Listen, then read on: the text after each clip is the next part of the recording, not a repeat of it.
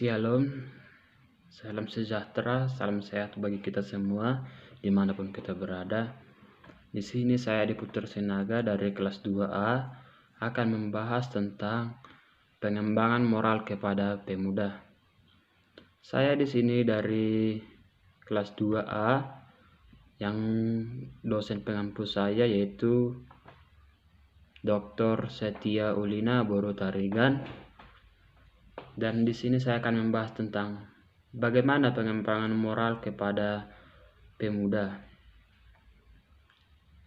Jadi saya fokuskan di sini sesuai yang diajarkan sesuai yang diperintah dosen, pengembangan moral kepada pemuda.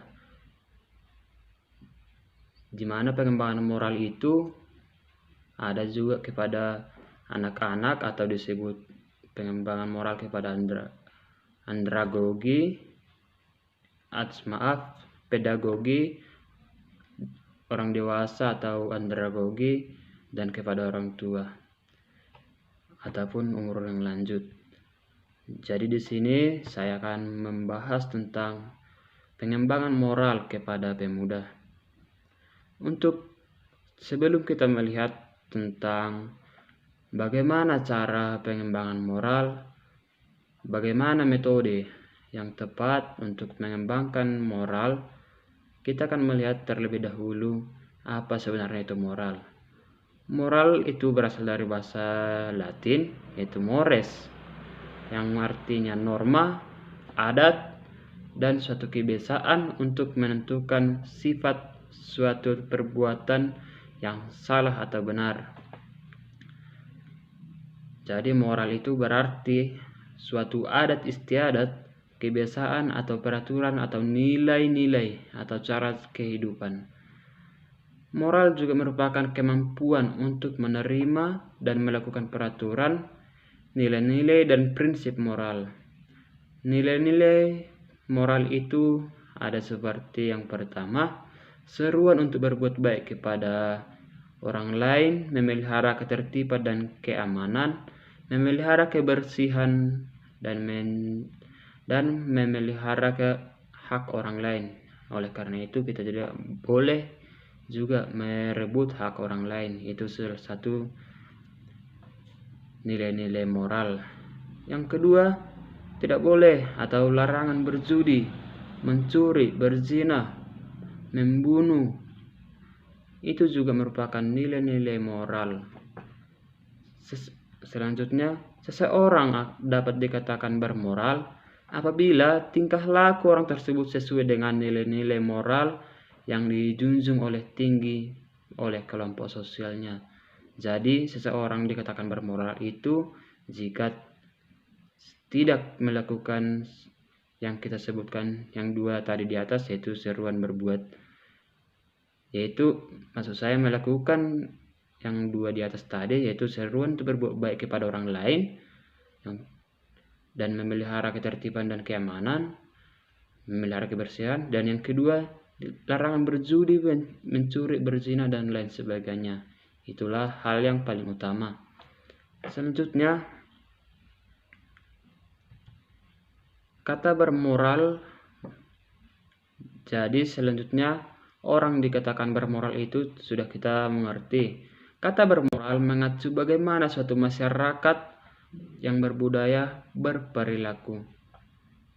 Oleh karena itu perkembangan moral atau disebut dalam bahasa lain moral development melibatkan perubahan seiring usia pada pikiran, perasaan dan perilaku berdasarkan nilai dan prinsip yang mengarahkan bagaimana seseorang harusnya bertindak. Itulah tadi pengertian moral dan nilai-nilai moral secara umum. Nah, kita akan masuk kepada bagaimana pengertian moral itu menurut beberapa tokoh yang saya sudah baca dari sumber buku. Yang pertama ada Saper. Menurut beliau ini, moral itu adalah kaidah norma dan pranata yang mengatur perilaku individu dalam hubungannya dengan masyarakat dan kelompok sosial.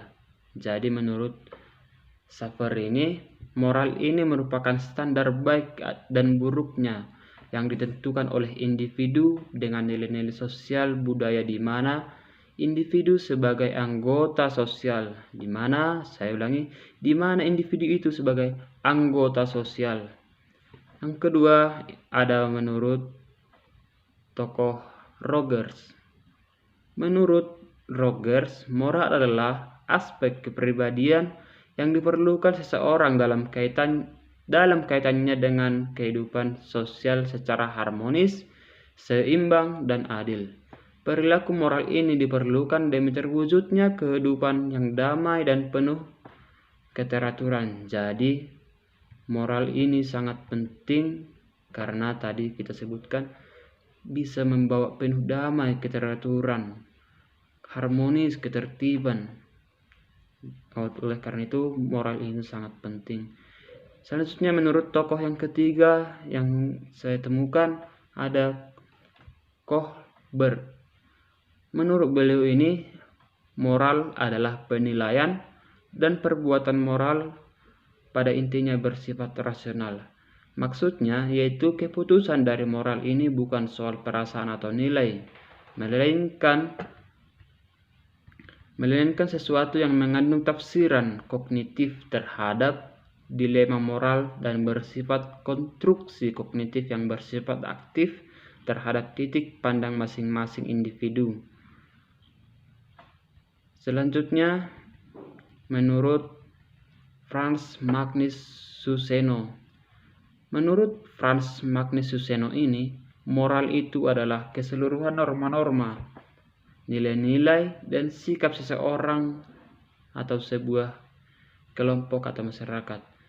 Sehingga menurut Frans Magnus, moral adalah sikap hati yang terungkap dalam perbuatan lahiriah, atau mengingat bahwa tindakan merupakan ungkapan sepenuhnya dari hati. Moralitas terdapat apabila orang mengambil sikap yang baik karena ia sadar, perlu kita garis bawahi, karena ia sadar kewajiban dan tanggung jawabnya, serta bukan untuk mencari keuntungan. Ini sangat perlu kita garis bawahi pendapat dari Frans Magnus Suseno. Karena sadar, bukan karena paksaan kita harus bermoral, melainkan karena sadar dan penuh tanggung jawab serta bukan mencari keuntungan. Moralitas sebagai sikap dan perbuatan baik yang benar-benar tanpa pamrih.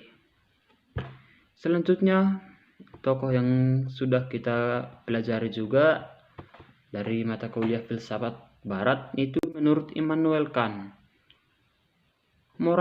Moralitas itu menurut Immanuel Kant menyangkut hal baik dan buruk. Yang dibahas dalam bahasa Immanuel Kant, apa yang baik daripada diri sendiri, yang baik pada setiap pembatasan sama sekali. Kebaikan moral adalah baik dari segi tanpa pembatasan, jadi baik bukan hanya dari beberapa segi, melainkan baik begitu saja atau baik secara mutlak. Selanjutnya, tokoh yang terakhir yang saya temukan, Emil Durkheim. Di mana menurut Emil Durkheim ini, moralitas adalah suatu sistem kaidah atau norma mengenai kaidah yang menentukan tingkah laku kita. Kaidah-kaidah tersebut menyatakan bagaimana kita harus bertindak pada situasi tertentu. Itulah beberapa tadi pengertian moral menurut beberapa tokoh. Selanjutnya, setelah kita mengetahui tentang apa itu moral, terdapatlah ada beberapa penggolongan moral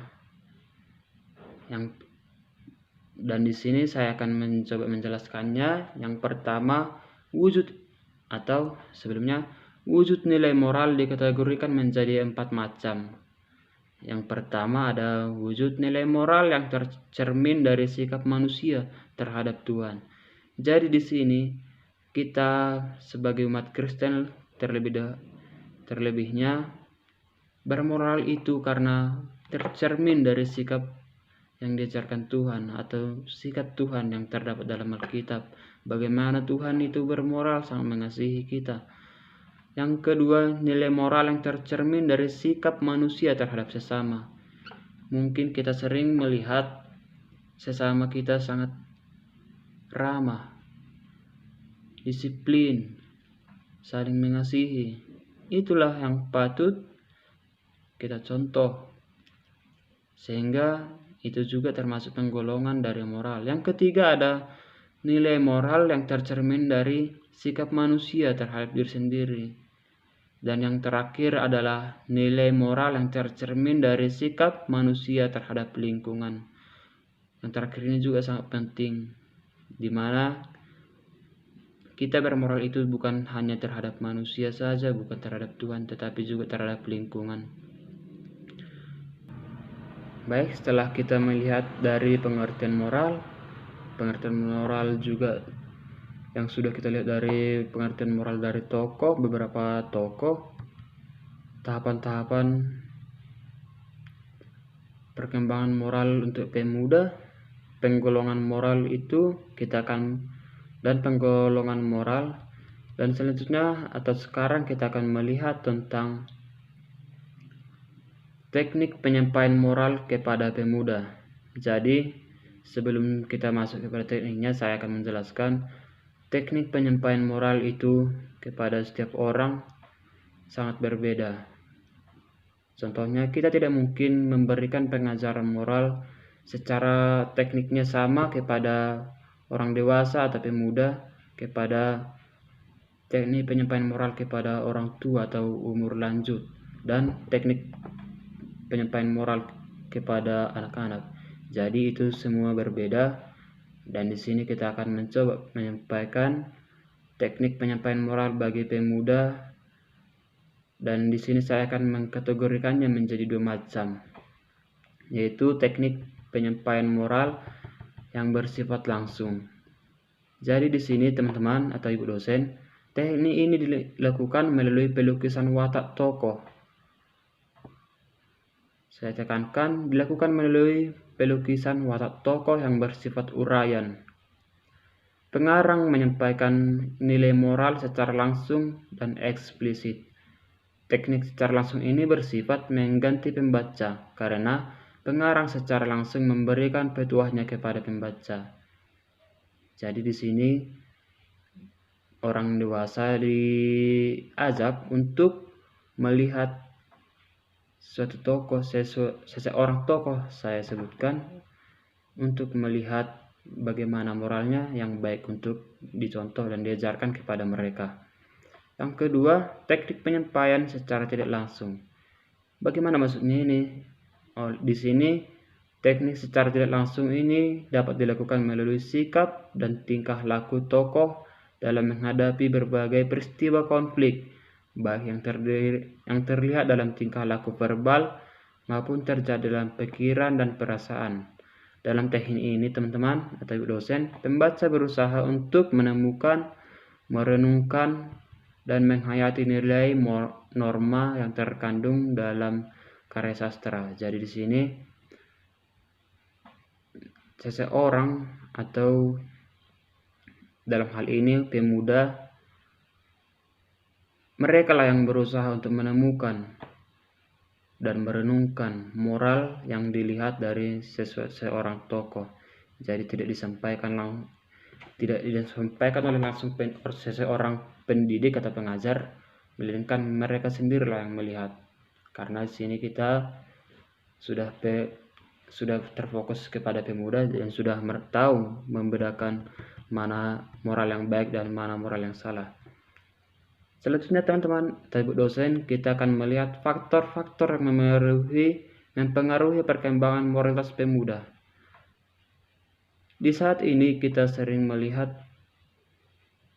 moral pemuda itu tidak lagi seperti pemuda yang zaman dahulu. Jika orang tua saya mengatakan bahwa moral atau sikap pemuda lebih dahulu sangat disiplin, mereka sangat takut kepada atau turut kepada orang tua, dan ternyata sekarang saya melihat, terutama saya juga sendiri sudah mengalaminya, ada beberapa faktor yang mempengaruhi perkembangan moralitas yang bisa kita kaitkan juga dengan kehadiran dari atau perkembangan dari teknologi yang sudah kita hadapi bersama.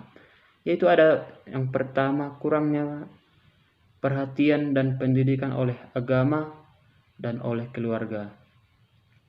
Jadi seseorang pemuda itu kurang bermoral itu dikarenakan adanya kurang perhatian dari atau kasih sayang dari pendidikan agama dan keluarga. Jadi mungkin ini bisa terjadi karena metode pendidikan kepada si pemuda tersebut tidak dapat diterimanya. Oleh karena itu, kita harus bisa mengetahui metode-metode pengajaran apa yang tepat bagi mereka, supaya mereka bisa menerima pengajaran yang diberikan oleh pendidik, yaitu juga salah satunya memberikan pengajaran moral.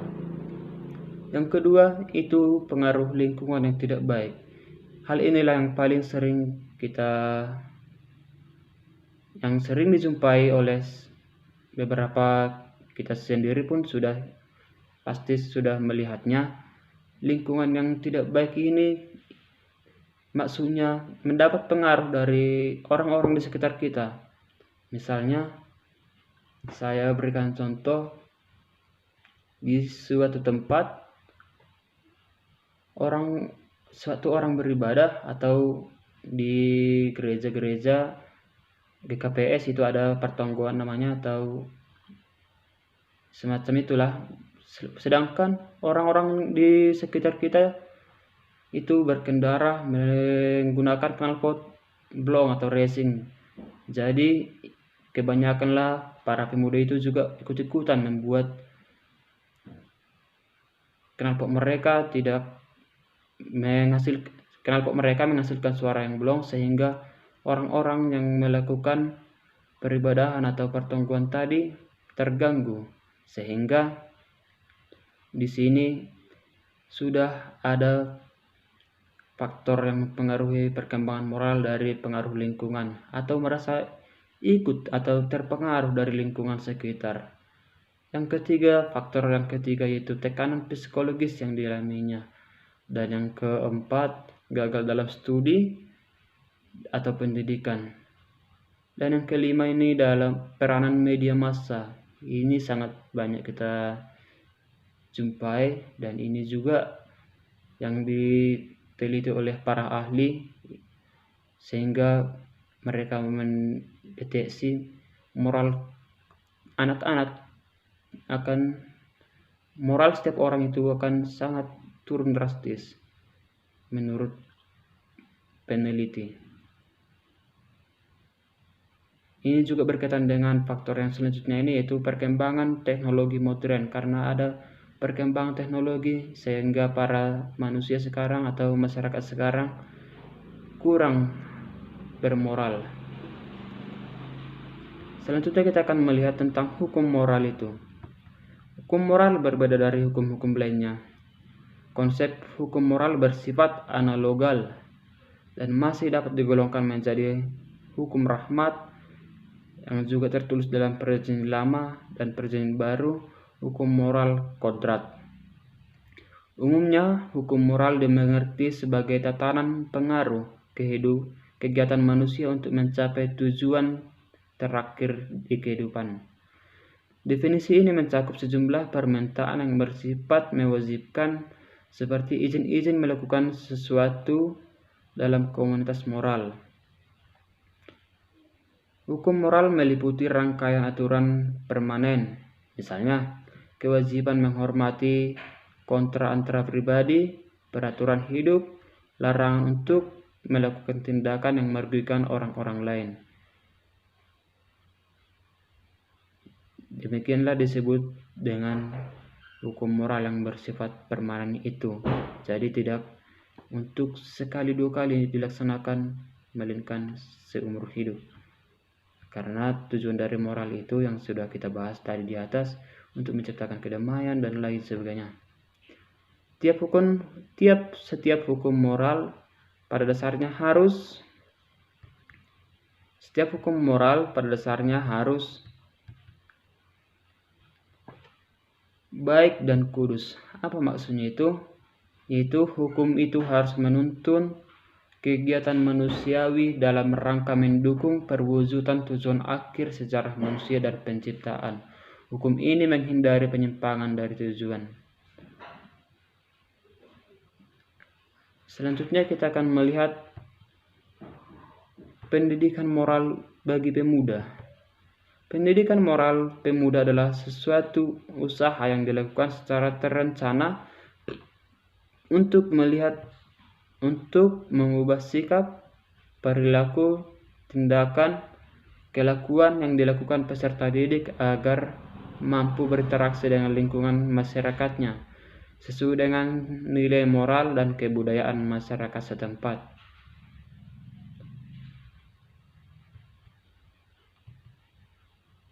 Selanjutnya kita akan melihat psikologi perkembangan moral pemuda. Pada masa dewasa atau pada masa pemuda, atau di mana seorang itu digolongkan sebagai pemuda, penilaian moral seringkali menjadi lebih kompleks. Banyak pertimbangan yang digunakan untuk memberi penilaian terhadap suatu kasus.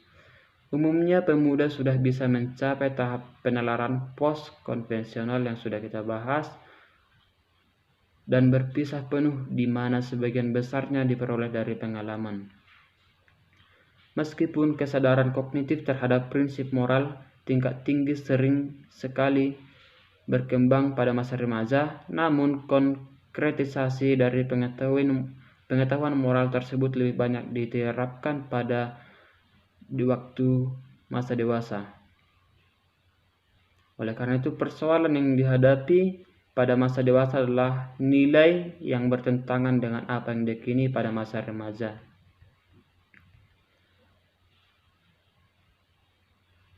Selanjutnya kita akan melihat hubungan iman Kristen dengan moral pemuda.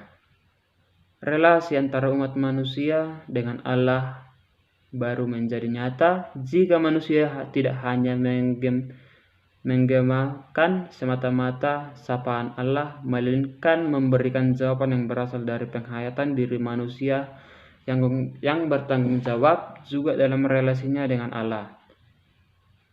Dalam rangka hubungan wahyu iman atau jawaban atau ketaatan iman, perbuatan moral diangkat menjadi perwujudan iman. Perbuatan moral orang beriman juga dimaksud sebagai sumbangan iman dalam usaha untuk memperbaiki dan menyempurnakan dunia. Itulah sebagai pengantar hubungan antara iman Kristen dengan moral pemuda. Selanjutnya nanti bisa lebih jelasnya dibaca dalam paper yang saya akan kirimkan. Selanjutnya kita akan melihat pendidikan agama Kristen dalam moralitas. Dalam kehidupannya, manusia selalu dituntut untuk memiliki moral agar dapat dihormati oleh sesama manusia. Namun dalam perkembangan di era globalisasi ini, tidak sedikit manusia yang kehilangan moralnya dengan berbagai alasan dan tujuan yang ada. Dengan demikian, hal-hal tersebut mengganggu pertumbuhan moral dalam kehidupan manusia di zaman sekarang. Pendidikan yang didapatkan baik secara langsung maupun tidak langsung dalam kehidupan sehari-hari sangat berpengaruh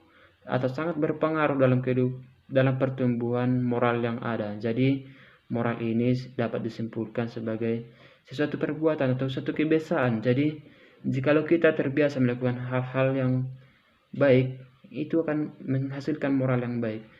Tapi sebaliknya, jika kita jika kita seringkali mengucapkan kata-kata kotor, tidak tegur sapa, itu bisa mudah sekali untuk membiasakan itu. Sehingga ada para ahli mengatakan lebih mudah membiasakan daripada mengubah.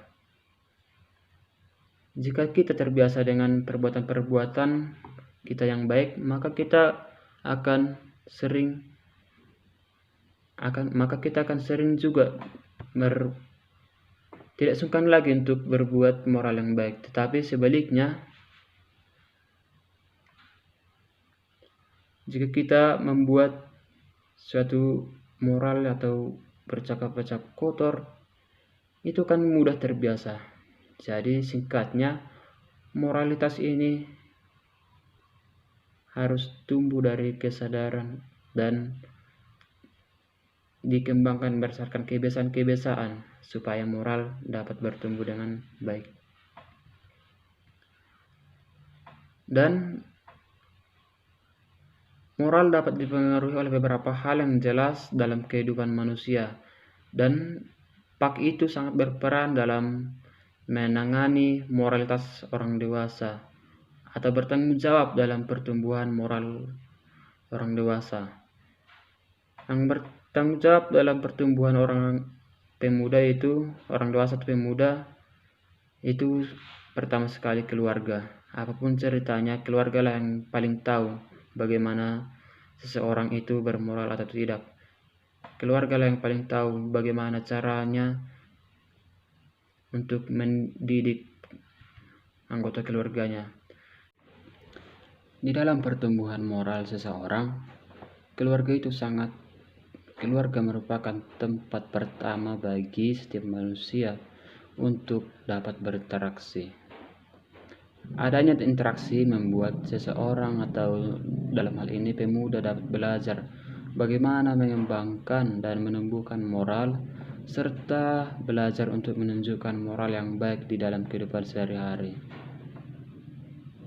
Jika kita melihat dari segi atau dari ayat Alkitab, pendidikan agama Kristen itu mengajarkan dalam kutipan seperti dalam 1 Petrus 5 ayat 3 mengatakan, "Janganlah kamu berbuat seolah-olah kamu mau memerintah atas mereka yang dipercayakan kepadamu, tetapi hendaklah kamu menjadi teladan bagi kawanan domba itu." Di sini kamu hendak menjadi teladan, maksudnya di sini keluargalah menjadi teladan bagi anggota kepala keluargalah menjadi teladan bagi para anggota keluarga supaya anggota keluarga itu bermoral. Jadi kita masuk kepada faktor yang kedua, ada lingkungan. Lingkungan sangat berpengaruh penting dalam membangun moral seseorang, karena dalam lingkunganlah manusia berkembang dan bertumbuh serta berinteraksi dengan manusia lainnya. Oleh sebab itu, sebaiknya setiap pribadi manusia kiranya pintar dalam menempatkan diri di sebuah lingkungan atau jangan mudah terpengaruh. Hal ini juga kita lihat dari sisi Alkitab, ayat Alkitab yang terdapat dalam Amsal 13 ayat 20. Demikian, siapa yang bergaul dengan orang bijak menjadi bijak, tetapi siapa yang berteman dengan orang bebal menjadi malang. Ayat selanjutnya kita melihat dari 1 Korintus 15 ayat 3 yang mengajarkan kita untuk bergaul agar kita bermoral, yaitu, "Janganlah kamu sesat. Pergaulan yang buruk merusak kebiasaan yang baik." Saya tegaskan, pergaulan yang buruk merusakkan kebiasaan yang baik. Oleh karena itu, sama seperti yang tadi saya sebutkan, bahwa moral itu harus ditumbuhkan dengan secara kebiasaan-kebiasaan kita. Selanjutnya juga perkembangan moral juga dipengaruhi oleh teknologi. Teknologi menjadi salah satu sarana yang dapat mempengaruhi pertumbuhan moral, terutama di saat pandemi ini, yang sekarang para anak SD atau anak TK pun sudah menggunakan teknologi seperti handphone, sehingga kiranya setiap manusia yang ada dan hidup di zaman modern ini dapat mempertimbangkan setiap tawaran teknologi yang ada ini dengan penuh kesadaran akan hal-hal yang dihadapi nantinya, dan kita harus menggunakan teknologi dengan penuh rasa tanggung jawab. Oleh karena itu juga peran dari keluarga, guru sekolah, guru pemuda, atau guru dari gereja seperti pendeta perannya sangat diperlukan dalam menumbuhkan moral yang sangat dipengaruhi oleh kemajuan teknologi sekarang. Ini juga kita landasi dari sumber Alkitab yang terdapat dalam 2 Petrus 2 ayat 2. Demikian firman Tuhan. Banyak orang yang akan mengikuti cara hidup mereka dan dikuasai oleh hawa nafsu, dan karena mereka jalan kebenaran akan dihujat. Selanjutnya kita akan melihat hubungan PAK dalam mengembangkan moral orang dewasa. Demikian peran agama dalam pembentukan karakter individu. Karakter individu itu sendiri merupakan hal yang sangat penting. Itu berguna untuk kembangkan iman kerohanian masing-masing pribadi agar sesuai dengan karakter Tuhan sebagaimana sebenarnya. Yesus merupakan tokoh pluralisme sejati. Ia sendiri telah mencontohkan dirinya kepada murid-muridnya untuk mengasihi sesama manusia seperti diri sendiri.